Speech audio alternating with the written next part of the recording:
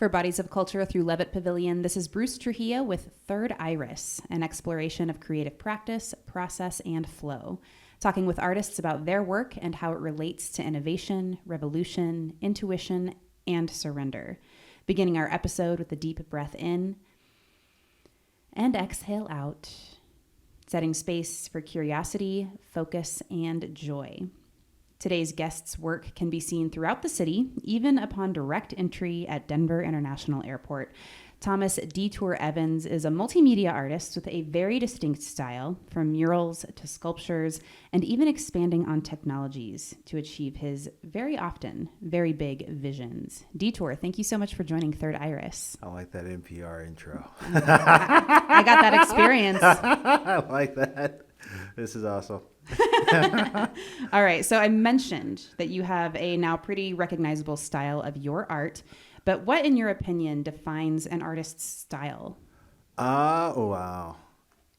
I think everything from like the visual parts, but also the more intimate things that you can't really put your finger on, because sometimes your approach or intentions or what people gather from it can be just as big as like the colors that you use or the medium and the visuals. So I think everything put together, it's like what feeling do people walk away with?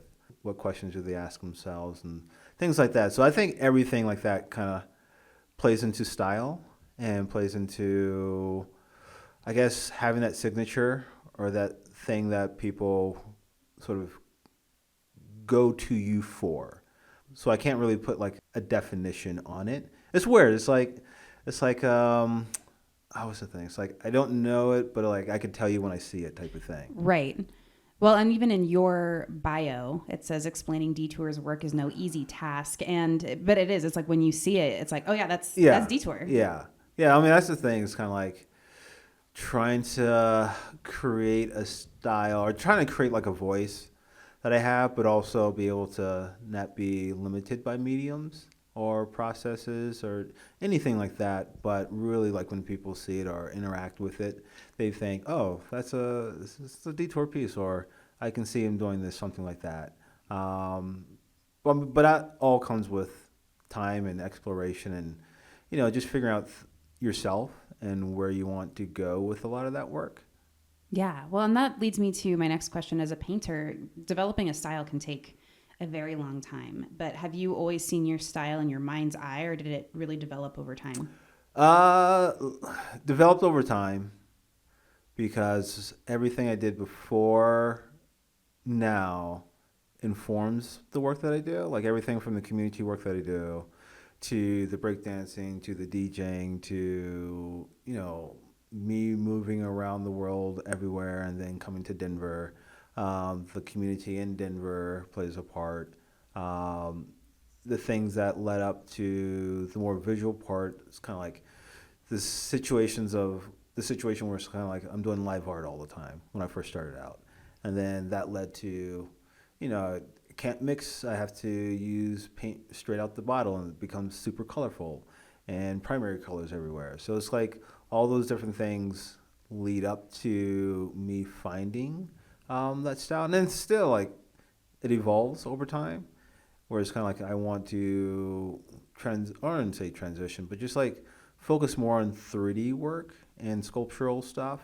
So how do I translate that into the sculptural stuff that I do and using new mediums? So that's why I said like the style is like more than just like the physical part, and the aesthetics is like the feeling people get when they see your work and they walk away from it and like, oh, this is I'm glad I ran into this piece or ran into the artist because this is what I came away with.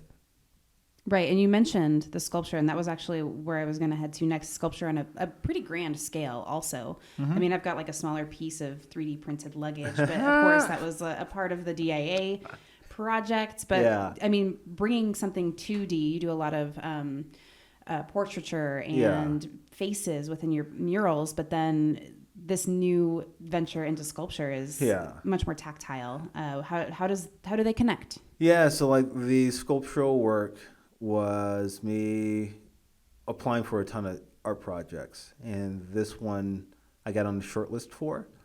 And with sculptural stuff, it's like large bodies of work where it's kind of like I don't want to have to rely on just the 2D mural stuff or just paintings. Like I want to try to figure out how to make something different. And because it's large and in your face, it's kind of like, and 3D, it's like you're forced to figure out how to change that up a little bit, but also how do I bring what I used to do into this new realm.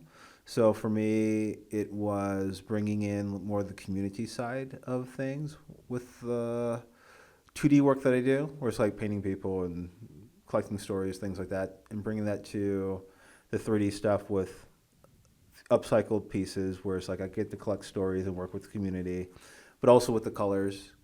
It's like from, I wouldn't say random colors, but just like wild, bold colors on canvases and walls to bold colors, but now these bold colors have like a meaning and more intentional in a way. And then really just like trying to figure out how to put all that together. And with sculptural stuff, especially at like DIA and some other places that I'm trying to get into, it's like you can't fabricate everything yourself. So it's like now it's like me working with a fabricator, me working with a team of people, me trying to work with budgets and like making sure I can go within budgets because I don't want to go over budget.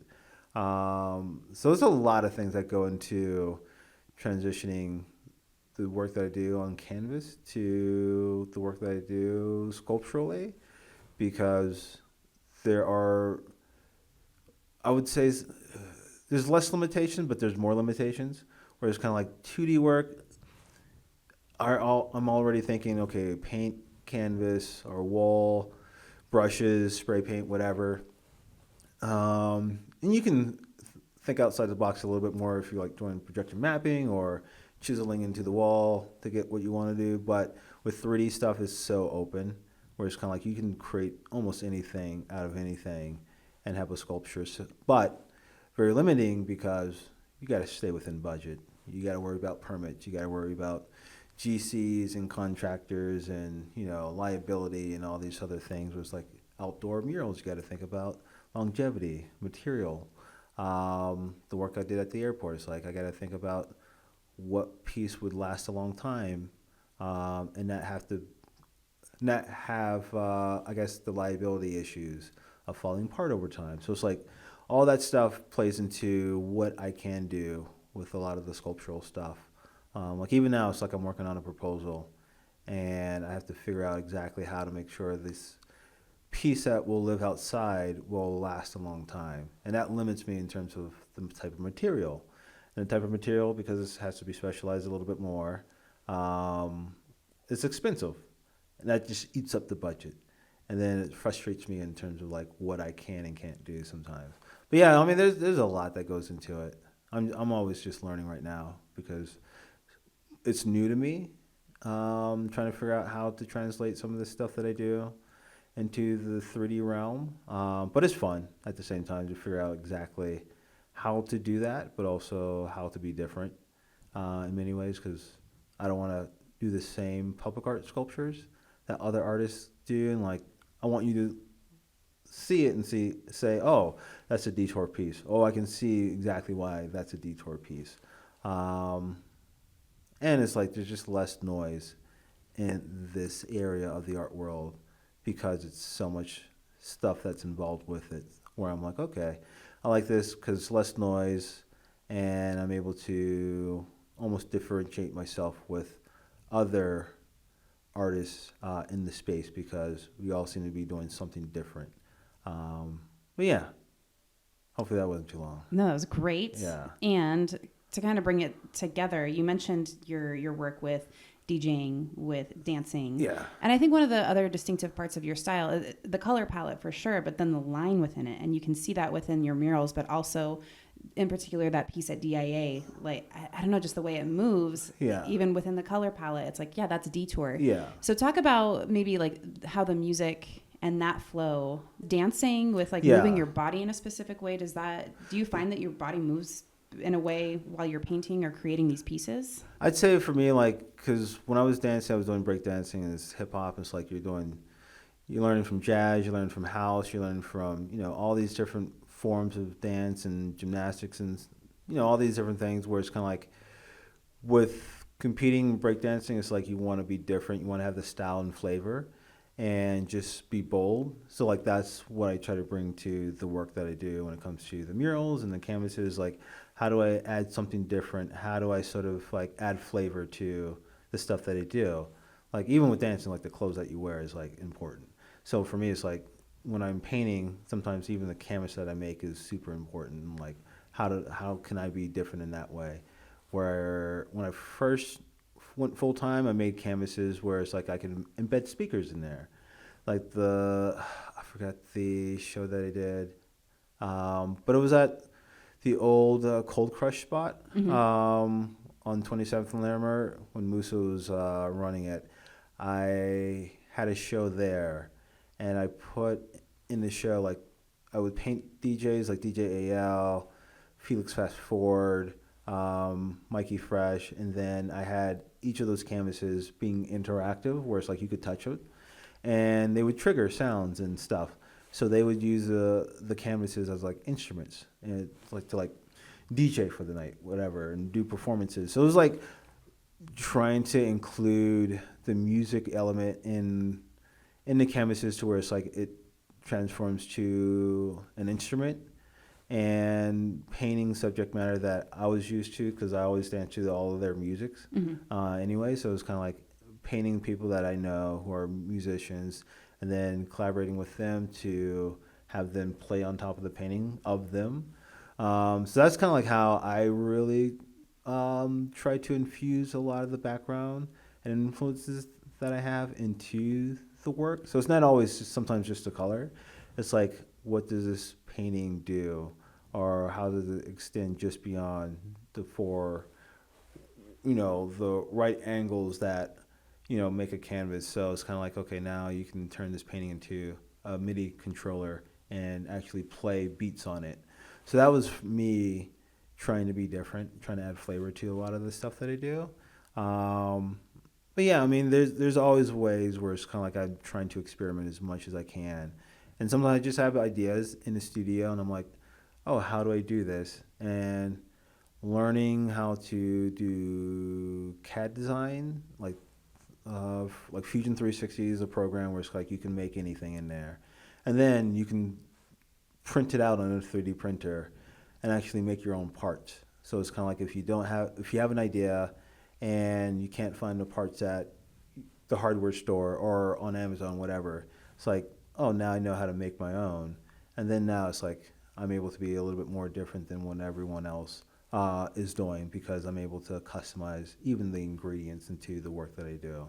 So that's where it's kind of like my mind goes when it comes to how do I sort of create work that's different and infuse a lot of the stuff in my background into the work because everything's not naturally sort of like infused into like 2D work or 3D work. It's like you got to really work on like figuring out ways to do that. And just like borrowing from other ideas. So like doing a lot of research, a lot of reading and like, okay, what in the past has really worked out, but sometimes like can be forgotten. So that's what I'm trying to do now with this upcoming sculptural proposal that I'm working on. It's like borrowing different ideas from the past and seeing how I can infuse that into the work that I want to do today. Right. And I mean, your innovative spirit really lends itself to new styles, new tech, things that people haven't seen before. So like those canvases, like the machine, we were talking before we started recording with, you control it with your laptop or whatever. So how does creating new technology lend itself to what's considered a traditional art practice? I mean, before, I guess, traditional meant a canvas piece or something that you would see in a museum. But I think that definition is very blurry, especially these days. Because now, like, some of my favorite artists are, like, engineers and biotech chemists and stuff like that, where it's like you're trying to think outside the box So for me, it's like when you think, what was the question again? I totally forgot. How does creating your own technology Yeah. lend itself Okay. to your practice? Yeah. So like for me, like creating my own tools, my own tech, my own processes. It's just like it just helps you think outside the box. So it's like if someone says, "Hey, I want you to build a house," and all you have is nails and hammers and wood, and you get 50 people, those 50 people are going to build something similar. But if you're someone who has you have a hammer, you have nails, you have a screwdriver, you have wood, but you also have glass, you have all this other stuff, you have, you know, foam, you got everything, you got more tools, then it's kind of like your house is going to be different than everyone else's. And that's kind of like how I see art. It's like, okay, how can I have as many tools as possible in my toolkit, on my tool belt to create something that's totally different than what everyone else is doing, and something that's like, um, how do I create something super interesting to me as well? So for me, it's like it's always good to keep learning, creating your own processes and tools and experimenting. But that costs a lot and that takes a lot of time just to do trial and error and like to mess up, which is like most of the time it's like I'm in my studio messing up on something or figuring something out, and people don't see a lot of the behind the scenes stuff. I mean, I'm at the studio all day every day, but the work that I put out is like every now and then. But when I'm in my studio, it's like a lot of it's just like trying things out that may not work, but it informs the stuff that does work. So it's really important for me to kind of trust that process and keep creating my own tools and my own tech and figuring things out, because when it does work out, then it's like, oh, you're creating something that's different, and then it's like you're able to now solve these creative problems, through music mixed with 3D projection and mixed with interactive work, mixed with upcycled stuff.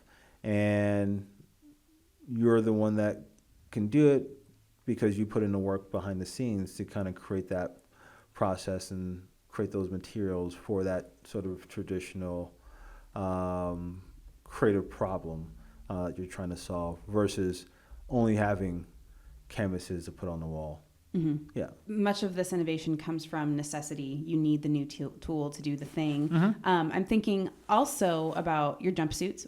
Mm-hmm. You're wearing one right now. Yep. Tell me a little bit about how you have designed this for your needs. Yeah, so like the jumpsuit started about 3 years ago, and that was just like me being on construction sites in the studio, waking up having to put on dirty clothing, like paint, even though it's like you wash it, it's still paint on there. And it's like, man, I can't have anything nice because I get paint on everything. And then when I go to the grocery store, it's like I want to have something where it's like I can feel proud of. And then it's like looking at other artists is like there's no consistency sometimes. So other than like paint on your clothing. Right. So it was kind of like, oh, I wish I had coveralls or a pair of clothing, but I was thinking coveralls because I like jumpsuits, and have that be something that I can wear all the time. And really it was like a long process of just like trying to design it, but also like trying to figure out how to get this thing made or what that process is even like, because I never did fashion. So it was kind of like, oh, let me talk to a couple people. I had a friend who helped me out at the beginning, Little Fresh Sam. She helped me sort of like design one, and then we sent it off. We got the sample made, but then she got caught up touring and styling. So she was everywhere. And I was like, I still want to get this made. And then Julian, who co-founded Be a Good Person, ended up in the same building where my studio is. And I talked to him about the idea. And he had a manufacturer that could probably put everything together. And we designed like a tech pack. We sent it over. They sent us samples. And then we started going from there. And it took about a year and a half, almost 2 years actually, dial it in to get. We're still working on measurements and adding more features to it, but it was like a necessity where it's kind of like, oh, I really want to figure out how to have something where it's kind of like I can get paint on it and it still looks good. Or if I keep it clean, it's like it still looks good. And something where it's like I can wear in the studio, out the studio, on construction sites, at a gala or whatever, and it feels cool and it's something different than what everyone else is doing. Because like when you think jumpsuits, you automatically think something at Walmart that you pick up from Dickies or Carhartt, but nothing where it's kind of like it's an artist suit. So it was one of those things where it's kind of like, oh, it's not a niche that a lot of people focus on. So I was like, okay, let me figure out how to get these out for artists. So we started working on that, and then it became, I guess, obvious to me where it's kind of like, oh, artists are super. You have these jumpsuits, but to make it individualized, it's like you want patches and you want all these other things to kind of like jazz it up. So it's like now we're getting into more of the custom patches and sort of vinyl and things that you heat press that you can put on your coveralls to sort of like identify like your name or your birthday or like the type of artist you are or whatever. Is make it feel like it's like a Letterman jacket, but it's like it has your story or your journal, and you're able to share that with the world. And for me, it was one of those things where it's kind of like it was a challenge. It's still a challenge, but it's fun to figure out how to do something like that. Because now it's like if I have an idea for another pair of garments or clothing, it's like I know exactly what I can do to actually get it made. I know some of the costs about getting it made, some of the drawbacks, things like that. So it's a challenge that I'm willing to take on to learn more things. So now it's like if I have a exhibition or creative problem where I'm like, oh, I need to solve this. Now it's like I can use clothing and fashion as one of those tools to solve it. Whereas before it's like I would have never thought about that. I even learned how to sew. So it's like I got a sewing machine, I got a serger, I got a couple things where it's kind of like I've been putting together like custom jeans, like all from scratch. So like just buying denim, making the pattern, measuring people, making the patterns, and learning how that stuff is put together.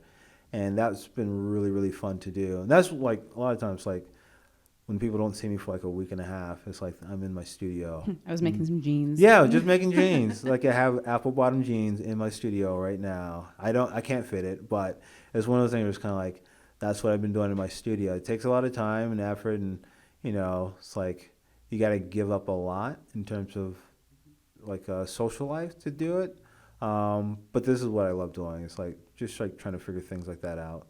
Well, and I love the social aspect of this, though. Still within the jumpsuit, you're featuring all of these different types of artists that are wearing the jumpsuit, that are utilizing it for their craft, whether it's photography, paint, sculpture.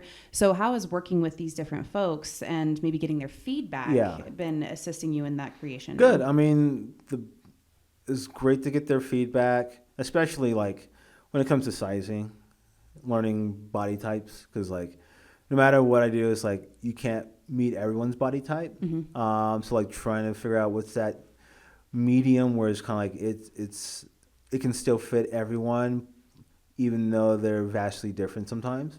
And that's where like picking out garments or picking out the fabric gets into play, where it's kind of like making sure the fabric's stretchy and flexible.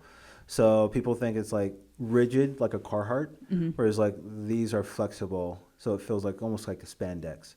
Where it's kind of like, oh, even though I'm not perfectly fit, I still feel good in it because it stretches like stretchy pants. Like stuff like that has really helped me out when it comes to having different people like dancers in there, trying it out. Because I went to the B-Boy Factory, had my friend Ian and Kuba wear it and gave them one, and they've been giving me some good feedback. And quite a few other like Mila, who just had an art show, she was wearing it. So like she's telling me like, oh, when I use or paint with oils, it's like I slap the brush on my thigh, because every artist does that. Like how fast does it dry? When it's like caked up a little bit on the pants. All these different things. Like even like they unzip at the legs, so like you can turn it into like little shorts.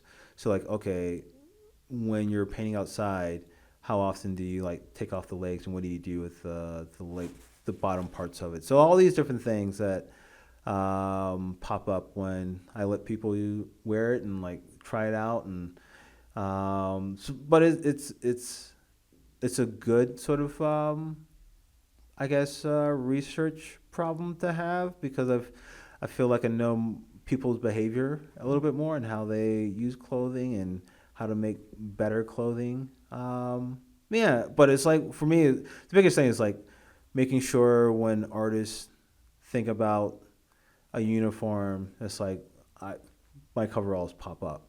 I'm like, oh, this is something I can wear every day. I don't have to think about what I put on now. It's like I just put shorts, a shirt on, and then put the coveralls on, and it's like I'm good to go for the day.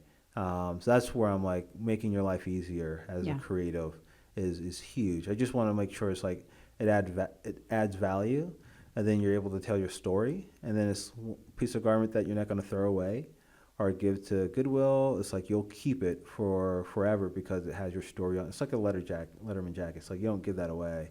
It's like you keep it, and you just sometimes hand it down, or it's like you just wear it till the threads just all fall off type of thing, because it's so sentimental to you. So that's like where I'm at now. It's like trying to make those garments that have community tied to it and stories tied to it and people tied to it, so it's not just a piece of fabric. Right. Well, and I think about like even fashion designers saying like, oh, in the past I used to get dressed up and do it, but then I just switched to this basic black outfit because my creativity needs to go into my pieces. Yeah. Now you don't have to think about what to wear. It's different. It's yeah, because like functional. I had to clean up one of my murals because it got tagged, and I get to the studio and I gotta go there. I just threw on my dirty jumpsuit that I've been using for the past week painting, and then went down, cleaned up the mural. It's like you get gunk everywhere because you're spraying, power washing, and it's like splashing on you. And then you get back to the studio, you just take off the jumpsuit. It's like, oh, the clothing you had underneath is still clean type of thing. So it's like I don't have to think about a lot of times what I wear. It's like I just throw on that jumpsuit, do the job, and then take it off and then go about my day type of thing. So it's like, it's a big help. So value added products is like the mindset when I'm trying to like think about how to improve it. So it sounds like a lot of your inspiration does come from that necessity, but where else are you finding inspiration, maybe in particular when you're just painting or making that sculpture or moving? Inspiration, I guess a little bit everywhere. I'd say like when I travel a lot, I get inspired. But I haven't done as much travel this year as I used to. Maybe because it's like the state of the world right now.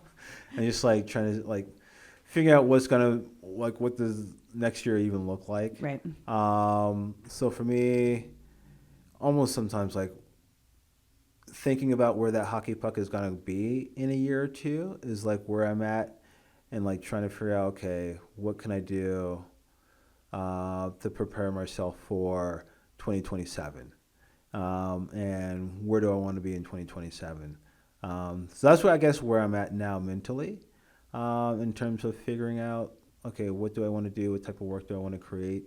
And yeah, I mean, really, and because I've been doing more proposals for 3D sculptures, just like less inspiration and more learning about materials and processes and how to put all that stuff together. So that's like taking up most of my time. Like even like how to do presentations for 3D sculptural stuff. How do I render it differently than every other sculpture artist, large public artist that is putting in an application that I'm competing against?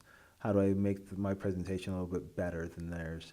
So that's like where I'm at now. Because I was just like today I had to go over to the proposed site where the sculpture may live and use a drone, get videos, get pictures, and really just like hone in on like trying to capture that space so I can use that those images on my presentation with my piece superimposed, but do it differently than what everyone else is doing. So that's what I was doing, like 7 o'clock in the morning today. Is like trying to get those really nice shots when no one's walking around, and I guess that's like where I spend most of my time trying to figure that stuff out. Yeah, it seems like engineering and like a lot of little technical pieces go into creating one piece for you. Yeah. Are you trained within engineering? No. Do you have it's just self-taught Just learning? just a lot of times friends, YouTube, trying things out, ordering things on Amazon, and then failing or breaking things apart. Like I have 3D printers, but then when they break down, it's like I strip it down to like its components and like repurpose a lot of that stuff for other things. So that's usually how I've been learning. And like I said, it takes a long time because sometimes before there's like AI that could help you out in terms of coding and things. I would sit there for sometimes days trying to figure out a problem, like a coding problem. But now it's a little bit easier, but also still harder because now it's like trying to do vastly different things when it comes to experimenting. But it's all self-taught. But it's like you just got to have that drive to kind of like learn it, and you have to embrace that grind when it's like you hit a wall and figure out how to get over it, because that's where it's kind of like your I guess growing from is like when you get challenged and you're trying to figure it out, and then when like you figure out how to solve that problem, then it's like, oh shit, this is really nice. Okay, this is how you do it. Now I know how to do it forever. Yeah. So we hear about flow states within arts, within music, but do you find yourself in a flow state when you're trying to figure out these tech problems? Do you find yourself like, okay, I can put this thing together and beep boop beep boop, and does it feel different? I guess once I solve it, then it's like everything's cakewalk. But like when I'm hitting a wall, it's like I'll be in my studio almost like for a week straight, from sun up to sundown, just like racking my brain, trying to go through every form, trying to do all that stuff. But then once I solve it, then it's like everything is like dominoes. Everything works, everything falls into place until the next problem comes. So I guess it's just ebbs and flows. Right. Yeah. So you had also mentioned, we keep coming back to collaboration and community. Tell me about how that also contributes to your work, or how you're figuring out these problems, because you've also mentioned, I'm inspired by these engineers, I'm inspired by these scientists, I'm inspired, but you're also in a very creative community. Yeah, so like a lot of collaboration comes from I guess the music side of things. Because I like to create work that has music tied to it, but I'm not a musician. I DJ'd before, but it's like I don't read notes. I don't do a lot of production stuff. So when I'm creating all these different paintings and instruments, and sometimes even like exhibitions that sort of border on storytelling and plays, it's like I collaborate a lot with my musician friends to actually sometimes play the part in the exhibition, or to be the inspiration, or to play the instrument, things like that. So that's been really big with me in terms of how do I sort of connect with other artists in the community. And like, because I don't read music or play an instrument, it's like when I create the piece, they bring it to life. And it's like a true collaboration, because like I don't tell them what to do. It's like, hey, I have this piece. It's really cool. This is what it does, and then have at it. So like Felix Fast Forward, every time he like grabs one of my pieces of equipment and turns it into an instrument, it's like it's amazing what he does. And I'm like, oh, this can only happen through collaboration in a way where it's like I create something and then he brings it to life. Same with Carl Correll, but like having him like work with some of my stuff. It's always like, oh, they have a different mindset, and that's how I'm able to bring something to life through collaboration. It's like when I fully give it over to someone else and have them just like do whatever they want to it, and then magic happens. Right. Yeah. So we've talked about all these different things that you're working on, different people that you work with. Do you have a kind of foundational practice for each of these? Do you wake up in the morning and it's like every day I'm having my coffee or tea at this time and then I'm meditating? Or is it just like get up and go, find out what you're doing Get up that and day? go. Yeah, get up and go. Because, like, every day is different.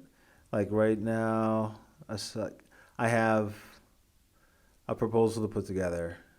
I just came from taking those photos at the proposed site, so I got to put that into the presentation, but also got to put that into like a 3D modeling program to actually model the area, so that I can use that on the presentation. And then I have someone coming over to try on the coveralls that may want to buy it.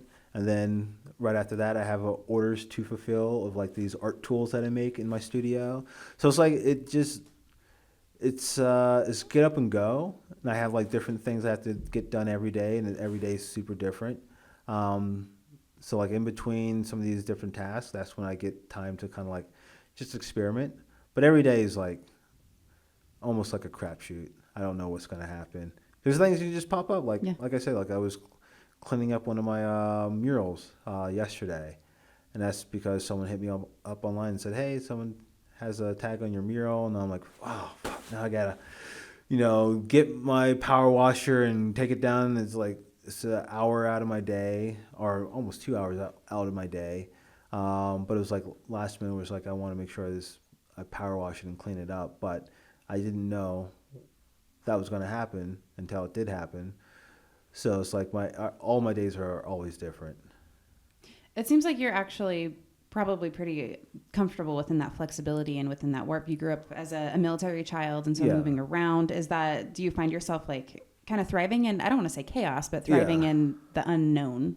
Oh yeah, I mean like definitely comfortable. Because like as an artist, you're an entrepreneur, so you never know what's going to happen. So I've been comfortable in that space right now, mainly because like things have been working out, and that's partly because I work nonstop. Yeah. And I'm pretty disciplined when it comes to like the dedication side, the business side as well. Making sure like I'm professional, so that helps out tremendously. And just having a positive attitude towards like if something doesn't go your way, it's like it's a numbers game a lot of times, and you just never know where those dominoes fall. So like you just keep trying, and it'll eventually come to you if it's worth it. But also knowing like nothing's ever guaranteed. So it's kind of like just making sure that you're happy with what you're doing, and then you're able to continue the work that you're doing without having like this expectation or this like false idea of what you think success is in a way. So for me, it's been really good just to be able to be in this art space. But still, like I said earlier, it's like I just don't know where I'm going to be in 2 years. So like always trying to plan ahead of time, figure out where that hockey puck is going to be, and like figure out how do I sort of prepare myself for that. How do you really describe how you're listening to your intuition? How much does that play into like, okay, today I have to focus on this. Yeah. And also I want this piece to look like this. What does that look like within your I inner mean, voice? really, it's just timelines. Yeah. And like, oh, I got to get this stuff done today. I have a presentation in a week, so it's like, oh, now I need to start working on it, type of thing. And then sometimes I don't know, well, it's not good to like create that pressure for yourself by delaying stuff.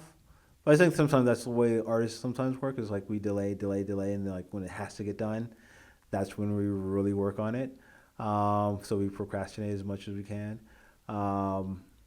But I'd say, I forget the question. What was it? It was really more about like intuition. How do Yeah. you tap into that? I mean, really, it's like you just know when you have to get stuff done. You have to, like when you need to work on some stuff, or when you need to change up a style or change up something, or I feel like I'm stale, or I need to travel more, or I need to just like stop, what I'm doing and just like relax a little bit, take some time for myself, all that good stuff. Yeah, I mean, I guess I can't tell anyone like when to make a decision. I think for me, it's like I just know. Right. I guess, yeah. And what would you say your role is right now as an artist in the world?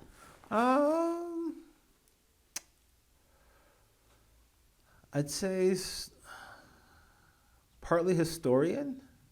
Um, I think like a lot of the stuff that I've been working on, especially with the sculptural stuff, it's like it definitely collects stories so that you have like an idea of what's been happening.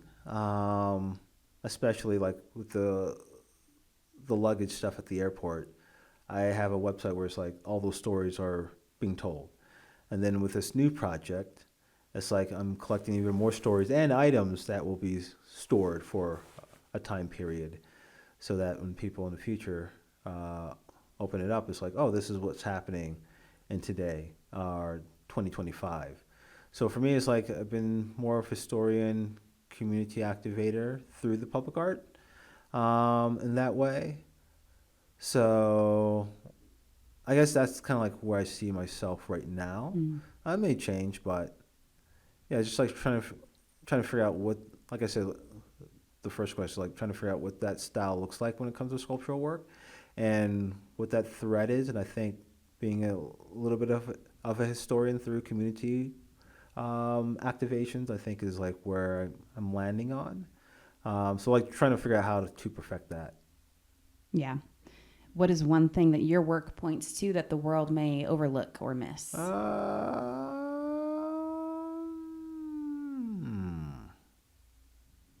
Oh, that's a good question.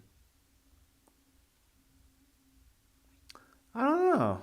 I think I don't really explicitly say this in my work, but I try to definitely focus on sustainability a lot of times.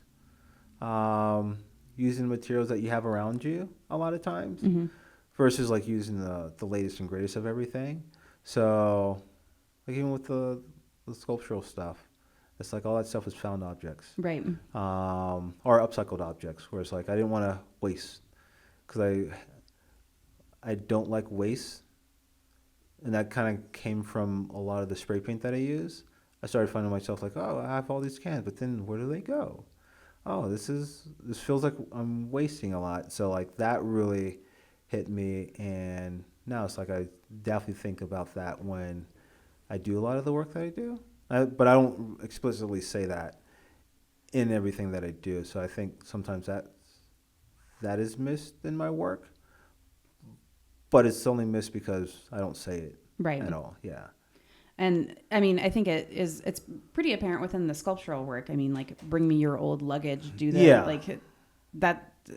But even still, if somebody shows up to DIA, has no idea who you are, would they know that that's somebody's luggage? Yeah. You know? Yeah. That's good to know. All right. We're running out of time. So as we wrap up, how do you walk away from a session, whatever it might be, sculpture, painting, in the studio, feeling satisfied? That's weird. I'm always thinking I can do better on it, so I'm never really satisfied. It's only like when I get the check from the client or the organization, and I'm like, okay, this is good. Final celebratory dinner. Yeah, it's like, oh, I can use this on other stuff. So that's kind of like sometimes when I feel good about it. It's like when everything is said and done, and I can walk away, and there's no complaints or no adjustments needed. But yeah, it's like but sometimes like I always look back at stuff like, oh, I can do better, or I can fix that, or whatever. But that's like the life of an artist. Truly. You're never satisfied. Truly. Detour, thank you so much for joining me today on Third Iris. Thank you.